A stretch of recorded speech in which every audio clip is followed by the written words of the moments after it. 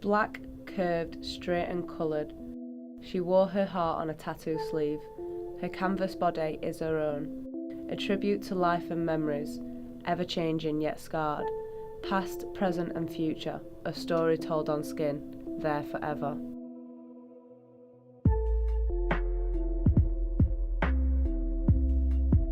An ancient art form, a story on mankind's history, tattooing is no longer just for tribal and spiritual reserves. It's here to stay, becoming popular and fashionable. With no sign of leaving, it sticks in today's society. Me and George have come to Life and Times Tattoo Studio in Swinton to find out a little bit about how tattooing is changing as an art form, trend and business. Situated below an old hair salon, you wouldn't expect it to be the busy studio it is. We decided to interview Tom as he's fairly new to the business but is no stranger to tattoos. Tattoos can pretty much consist of anything nowadays. It doesn't have to be music or patterns or anything like that. You can literally make your favourite thing into a tattoo. I've seen loads of crazy stuff, I've done loads of crazy stuff, from literally a cheeseburger. Like, some dude could get like a slice of pizza on his arm for no particular reason whatsoever, other than the fact that dude wants a slice of pizza on his arm. And that's becoming more of a thing, rather than following rules and getting tribal tattoos because everyone else has got tribal tattoos, or getting black and grey tattoos because everyone else has got black and grey tattoos. People have started to step away from the norm and do what they want to do, which is great because it brings in a lot of crazy work for us. Like, we don't want to be doing the same stuff day in, day out. Okay, so I haven't been here before, but looking at it so far, pretty happy with it. Place has been recommended through friends, and I can see why. Like, it's pretty simple but pretty nice. So yeah, I'm pretty happy. So obviously I have a fair few face tattoos. Back in the day, like a long time ago, people will assume face tattoos will have something to do with folks, gangsters, prison, just pretty weird people. But nowadays it's really not. People are a lot more accepting of that as well, amongst the older generation, where they can be quite intimidated with somebody that has a lot of tattoos on show all the time. I am really close with a lot of old people just in my area on their own.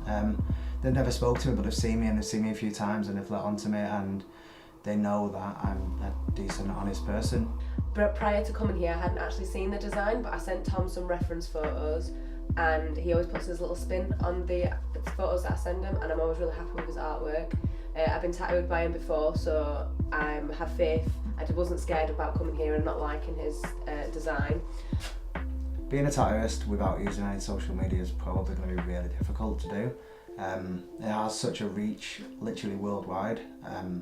So if I'm thinking about wanting a tattoo of a specific artist, all I'd have to do is type in a keyword, and I'd find like hundreds of people that work in that sort of style. So it's great for customers as well as tattooists.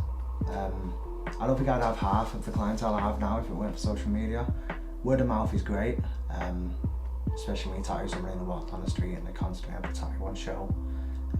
That's great, but as far as posting an image on to my Facebook with a couple of thousand friends, which can then soon reach into the multiple thousands, tens of thousands, just from people liking, sharing stuff, really brings in different clientele. It was really interesting to listen to Tom, and clearly tattoos are something that is increasing in popularity, maybe because of the way social media is influencing people, or it's the artistic freedom people have to choose whatever they want to get on their body for life. Some could even say it's the millennial generation making this increase in popularity. To be sure, we're heading to the Flesh Tattoo Studio in Manchester Centre to chat to Phil Connor. He's been in the business for 15 years, and we wish to find out how tattooing has changed and is still adapting. Phil grew up in the 80s, so he will have a completely different experience to me, George or Tom, and hopefully he will tell us a little about this. Over the years, things have changed a lot now. It's a lot more mainstream. You can get a job with tattoos, whereas a few years ago you probably didn't, so that has had a big effect on it. And obviously all the media coverage would have changed people's perception of how, you know, when I was a bit younger and a few years ago in the sort of 80s and that was, it just wasn't acceptable, and they were sort of categorised as a certain part of society, whereas now it's not. So.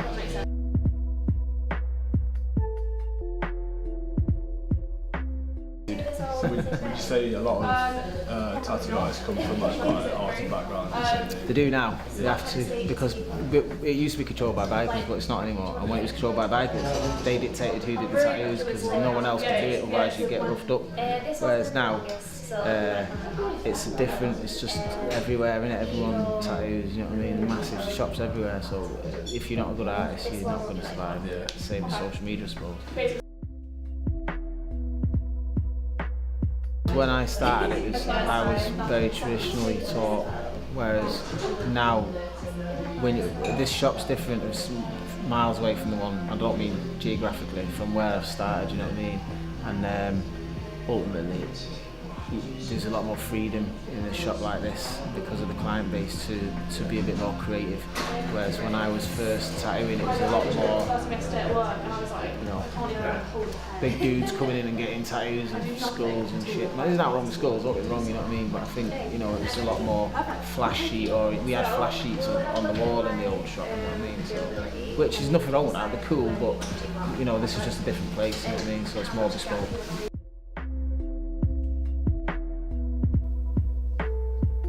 It has been very interesting to hear from people who work in the industry to find out how it has changed and adapted with the generations who get tattoos.